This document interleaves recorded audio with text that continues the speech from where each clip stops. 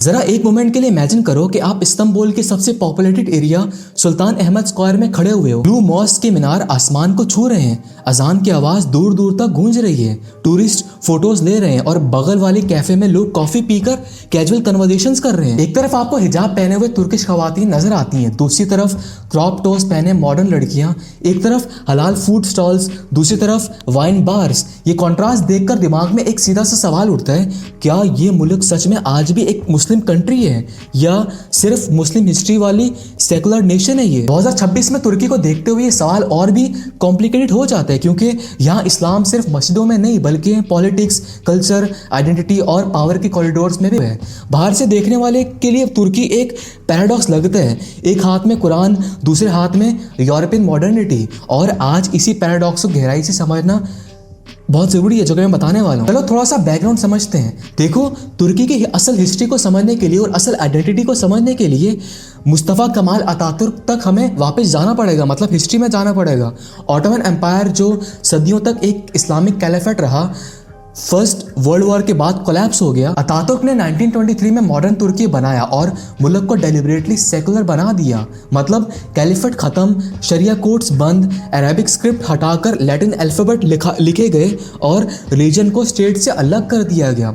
इस बंदे ने कर दिया। उस वक्त का मैसेज बहुत क्लियर था, तुर्की पहले तुर्किश है, बाद में फिर मुस्लिम है। डेकेड्स तक आर्मी, कोर्ट्स और एलीट सेकुलर क्लास ने इस्लाम को पब्लिक लाइफ से दूर रखा। फिर 2000 में रैकब तैयब अर्दोगन आए।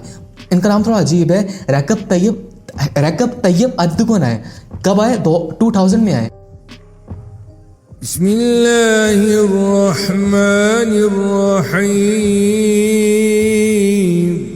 उन्होंने स्लोली इस्लाम को फिर से पब्लिक स्पेस में वापस लाया, मस्जिदें बनाई, इमाम हतीब स्कॉलर्स बढ़े, हिजाब बैन्स हटाए गए और तुर्की ने खुद को मुस्लिम वर्ल्ड का लीडर रिप्रेजेंट करना शुरू कर दिया। लेकिन यहाँ कॉम्प्लेक्सिटी पैदा होती है, बिकॉज देखो, कॉन्स्टिट्यूशन अब भी सेकुलर है लेकिन पॉलिटिकल कल्चर इंक्रीजिंगली रिलीजियस होता जा रहा है। इसलिए तुर्की ना पूरी तरह सऊदी स्टाइल इस्लामिक स्टेट है, ना पूरी तरह फ्रांस जैसा हार्ड सेकुलर मुल्क। ये दोनों के बीच कहीं खड़ा हुआ है, आई थिंक सो, मेरा ओपिनियन है। अब यहाँ पर मैं लोगों के कुछ पर्सपेक्टिव शेयर करता हूँ। एक ग्रुप कहता है कि हाँ, तुर्की डेफिनेटली मुस्लिम कंट्री है। उनका आर्ग्यूमेंट है कि मेजॉरिटी पॉपुलेशन जो है वो मुस्लिम है, अजान हर जगह होती है, रमदान में शहर चुप हो जाता है और government openly Islamic symbols use करती है, जैसे हागिया सोफिया को म्यूजियम से वापस मस्जिद बनाना।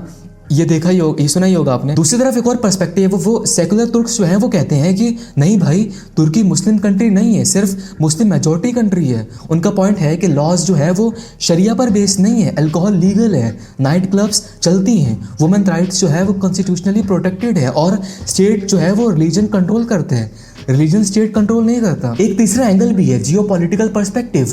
तुर्की खुद को नाटो का हिस्सा, यूरोपियन यूनियन का कैंडिडेट और मिडिल ईस्ट का लीडर भी दिखाना चाहते हैं। इस वजह से वो प्योर इस्लामिक आइडेंटिटी अडॉप्ट नहीं कर सकता, वरना वेस्ट से कॉन्फ्लिक्ट बढ़ जाएगी, मतलब वेस्ट से उसकी नाराजगी, मतलब कॉन्फ्लिक्ट बढ़ जाएगी उसकी। इसीलिए तुर्की जो है वो डेलिबरेटली हाइब्रिड आइडेंटिटी मेंटेन करते हैं, Muslim face when useful, secular face when necessary, मतलब दोनों काम कर रहे हैं एक साथ। इस्तांबुल में रहने वाली एक यंग तुर्किश लड़की का कमेंट मैं यूट्यूब पर पढ़ रहा था। उसने लिखा था कि मैं हिजाब पहनती हूँ लेकिन मेरे दोस्त क्लब भी जाते हैं, ड्रिंक भी करते हैं। तुर्की में दोनों दुनिया एक साथ चलती हैं। दूसरी तरफ एक ओल्डर कंजर्वेटिव तुर्किश आदमी कहता है कि अतातुर्क ने हमारी रूह छीन ली थी, अर्दोगन ने वापस दे दी। हमारी रूह अतातुर्क ने छीन ली थी, वो अर्दोगन ने हमें वापस दे दी। मतलब इसने पॉजिटिविटी के साथ ये कमेंट किया था। और आपको पता है, रूरल एनाटोलिया में आज भी बहुत कंजर्वेटिव कल्चर है, मतलब एनाटोलिया तुर्की में एक जगह है, वहाँ पर जो है अब भी बहुत कंजर्वेटिव कल्चर है। मस्जिद जो है वो सेंटर ऑफ लाइफ है, वुमेन मोस्टली ट्रेडिशनल है वहाँ पर। लेकिन इस्तांबुल, इजमिर, अंतालिया जैसे कंट्रीज में आपको वेस्टर्न लाइफस्टाइल ज़्यादा दिखेगा। 2020 में हागिया सोफिया का मस्जिद बनाना एक बड़ा सिंबॉलिक मूवमेंट था। कुछ लोगों ने इसे इस्लामिक रिवाइवल कहा, जबकि दूसरों ने इसे पॉलिटिकल स्टंट कहा। 2023 इलेक्शंस के बाद भी रिलीजन जो है वो ओपनली कंपेन टूल बना। मस्जिद रिलीज, कुरान रेसिटेशंस और उम्मा लीडरशिप का नैरेटिव। लेकिन इसी तुर्की में प्राइड मार्चेस पर पुलिस क्रैकडाउन्स भी हुए जो दिखाते हैं कि state selective religious morality enforce करते हैं। देखो, अब अगर तुर्की को सिर्फ ब्लैक एंड व्हाइट टर्म्स पे देखा जाए तो जवाब मिलना मुश्किल है। मतलब जो मैंने टाइटल में लिखा हुआ है उसका जवाब मिलना इतना आसान नहीं है।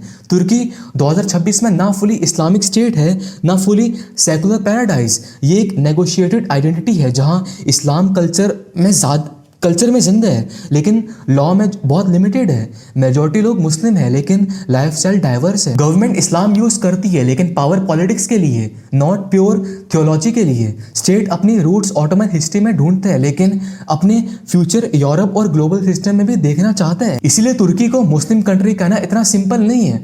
बेटर टर्म ये होगा Muslim majority country with secular constitution but rising religious politics. फिर से सुन लो मैंने क्या बोला, Muslim majority country with secular constitution but rising religious politics. ये टेंशन ही तुर्की को फैसिनेटिंग, अनप्रेडिक्टेबल और कंट्रोवर्शियल बनाती है। पर अगर आप मुझसे पूछते हो कि is Turkey really a Muslim country today, तो मेरी ऑनेस्ट फीलिंग ये है कि तुर्की इस्लाम को अपनी आइडेंटिटी का हिस्सा मानते हैं लेकिन अपनी डेस्टिनी सिर्फ इस्लाम पर नहीं छोड़ना चाहता। मुझे लगता है कि तुर्की ने अपनी हिस्ट्री, पावर और ग्लोबल पोजीशन के बीच एक डेलिकेट बैलेंस बना रखा है। कभी लगता है कि ये मुल्क मिडिल ईस्ट की तरफ ज्यादा झुक रहा है, कभी लगता है कि यूरोप की तरफ वापस खींचा जा रहा है। पसंद नहीं है बट मुझे बहुत रियल लगता है क्योंकि यही दुनिया है, मैसी, कॉन्फ्लिक्टेड, लेयर्ड। आप मस्जिद भी देख सकते हो और नाइट क्लब भी, हिजाब भी और बगैर हिजाब के लोग भी। शायद तुर्की का असली सवाल ये नहीं है कि क्या ये मुस्लिम कंट्री है, बल्कि ये सवाल होना चाहिए कि ये किस तरह का मुस्लिम कंट्री बनाना चाहता है। और जब तक तुर्की खुद इस सवाल का क्लियर जवाब नहीं देता तब तक हम यहीं खड़े रहकर यही डिबेट करते रहेंगे। खैर, आपका इस बारे में क्या ओपिनियन है मुझे बताना कमेंट्स में, मुझे जानना है आपकी राय। बाय।